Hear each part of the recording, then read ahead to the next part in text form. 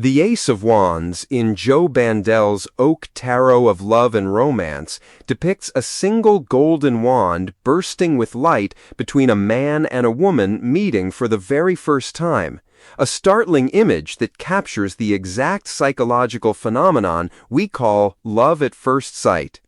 We are stripping down the symbolism of this specific card today to understand how tarot artists translate the raw, volatile energy of new romantic inspiration into a static visual medium.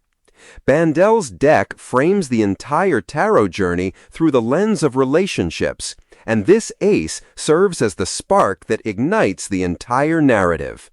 The imagery uses crisp whites, fresh greens, and radiant golds to signify a spiritual energy flowing between two people, accompanied by an oak sapling sprouting at the base. What makes this interpretation of the Ace of Wands distinct from its historical predecessors? The distinction lies in how the Oak Tarot narrows the typically broad scope of the Ace of Wands into an intimate, interpersonal hyperfocus. In the classic Rider-Waite-Smith deck, which forms the foundation of modern tarot imagery, the Ace of Wands is often depicted as a hand emerging from a cloud, gripping a sprouting wooden club. That traditional image represents pure creative force, ambition, or a sudden burst of general inspiration. Bandel recontextualizes that elemental fire specifically into the realm of romantic and spiritual attraction. By placing a man and a woman facing each other in the center of the scene, eyes wide with wonder, the card shifts from an abstract concept of creation to a highly specific human experience, the genesis of a relationship. The burst of light replaces the disembodied hand, making the energy feel like something generated between the figures rather than handed down from an unseen divine source. That shift from a top-down divine gift to a horizontally generated connection between two people changes the theological or spiritual implications of the card entirely. Instead of receiving a spark from the universe to go start a business or write a novel, the figures are generating the spark through their mutual gaze. But the description of the card still calls it a spiritual energy and a beautiful gift of inspiration and hope. This suggests that even though the energy is passing between them, it retains an otherworldly quality. Psychologists have a term for this intense, sudden onset of romantic and spiritual attraction, limerence. The cognitive scientist Dorothy Tenov coined the term in 1979 to describe that involuntary, overwhelming cognitive and emotional state of being obsessed with another person. The Oak Tarot's Ace of Wands seems to be a perfect visual representation of the onset of limerence. Limerence is the exact psychological parallel to the suit of wands, which corresponds to the element of fire in tarot traditions. Fire is volatile, consuming, and provides rapid illumination, much like that initial rush of romantic obsession. When Bandel uses colors like radiant bolds and crisp whites, he is drawing on a long history of color symbolism, where white represents a blank slate or purity of intention, and gold represents divine illumination or high spiritual value. The psychological experience of limerence often involves projecting idealized, perfect qualities onto the new partner, effectively painting them in these radiant, flawless colors. The text accompanying the card explicitly states that everything feels new, exciting, and full of possibility. The danger, of course, and the nuance that tarot readers often pull from this card is that this pure beginning is just a spark.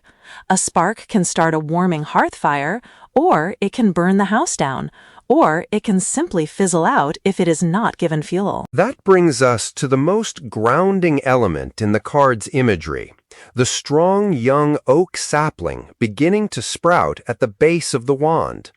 The deck is called the Oak Tarot, making this sapling a foundational motif. In botany and forestry, oak trees are known for their deep taproots and slow, deliberate growth, eventually becoming massive, centuries-old organisms. Placing a slow-growing oak sapling next to a sudden, explosive burst of golden light creates a fascinating tension. It forces the viewer to reconcile the instantaneous, exhilarating feeling of the spark with the slow, necessary work of long-term growth. The wand provides the immediate illumination, but the sapling is what will actually survive the changing seasons. The juxtaposition of the flash of light and the slow-growing sapling is a brilliant visual metaphor for the transition from attraction to enduring love. In relationship psychology, this mirrors the transition from the passionate love phase, driven by dopamine and norepinephrine, to the companionate love phase, driven by oxytocin and vasopressin. The Ace of Wands captures the dopamine rush, the eyes wide with wonder, the life force moving through you. But the oak sapling is a promise of what could come next. In ancient European traditions, particularly among the Celts and Druids, the oak was a sacred tree associated with endurance, strength, and survival against the elements. By embedding this symbol at the base of the fiery wand, Bandel suggests that while the initial spiritual attraction is a gift, its ultimate purpose is to plant a seed that requires entirely different resources: water, soil, time to mature. The accompanying text for this card does something relatively unusual in modern tarot manuals by dividing the interpretation into distinct male and female experiences. The male experience is described as suddenly feeling alive and full of possibility, as if something wonderful is just beginning. The female experience is described as feeling a warm, exciting spark that makes her feel seen and hopeful about love. Breaking down the psychological impact of a universal archetype along binary gender lines is a choice that warrants scrutiny. Contemporary psychological literature on attraction generally argues that the initial physiological arousal and cognitive fixation of new love are experienced quite similarly across genders. Why divide the interpretation of a universal spark into these specific psychological frameworks? The division into male and female experiences taps into archetypal and historical frameworks rather than modern empirical psychology. In many esoteric traditions, including the Hermetic philosophies that influenced early 20th century tarot creation, energy is frequently categorized into active projecting principles, often coded as male or masculine, and receptive nurturing principles, coded as female or feminine. Bandel's description of the male experience focuses on action and external potential, feeling alive and full of possibility. The female description emphasizes internal reception and emotional validation, feeling seen and hopeful. While modern gender theory and relationship science dismantle these rigid binaries, noting that anyone can experience both the active drive of possibility and the receptive desire to be seen, this archetypal framing remains a common shorthand in esoteric art. It attempts to describe two sides of the same energetic coin, the outward projection of the wand's light and the inward warming glow of the spark. If we look past the strict gender binary and view those two descriptions as the two necessary halves of any profound connection, it actually deepens the card's utility. One person brings the sudden realization of future possibility, the expansive what could be. The other person provides the grounding emotional recognition, the profound relief of feeling genuinely perceived and understood. A spark requires both friction and a combustible material to catch fire. The tension between wanting to conquer the future and wanting to be safe in the present is what drives the early narrative of almost every great romantic tragedy or comedy.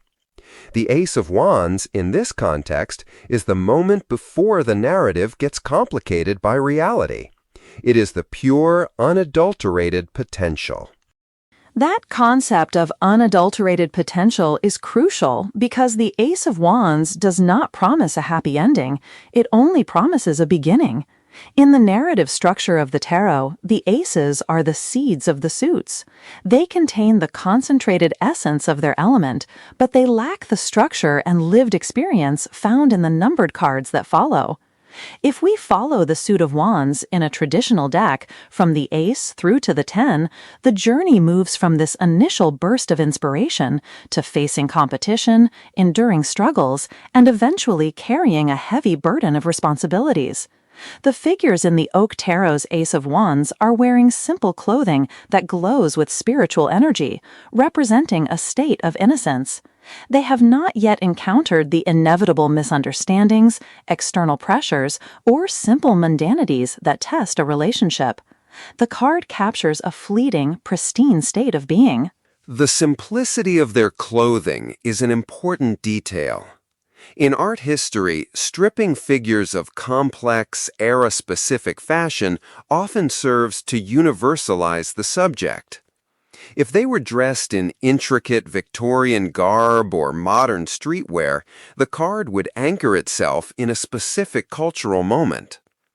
By using simple, glowing garments, Bandel elevates the scene out of the mundane world and into a mythic space. It aligns with the text's assertion that this is a spiritual attraction. The relationship is not yet bogged down by practical concerns like shared bank accounts, differing political views, or domestic chores. It exists purely in the realm of spirit and energy. But a relationship cannot survive solely in that realm. Exactly, and that circles back to the oak sapling. The spirit requires a physical vessel to interact with the world, and a romantic spark requires physical, psychological, and social structures to become a lasting partnership. The transition from the ace to the two of wands often represents the moment of planning, taking that initial inspiration and deciding what to do with it. In the context of the Oak Tarot of Love and Romance, once the blinding light of the golden wand begins to dim, the couple must look down at the sapling and figure out how to tend to it. The card serves as a reminder that the initial feeling of deeply alive and fully seen is a catalyst. It is the fuel required to undertake the difficult, often unglamorous work of building a life intertwined with another human being. The Oak Tarot's Ace of Wands ultimately functions as a mirror for our deeply held desires regarding love. It validates the craving for a sudden, transformative connection, a moment where the world falls away and only the radiant light between two people remains. By anchoring this explosive fire energy with the quiet promise of an oak sapling, it acknowledges both the intoxication of the spark and the necessity of the soil. It is a complex visual thesis on how inspiration initiates the long labor of devotion. Recommend this conversation to anyone intrigued by the intersection of archetypal art and the psychology of new beginnings.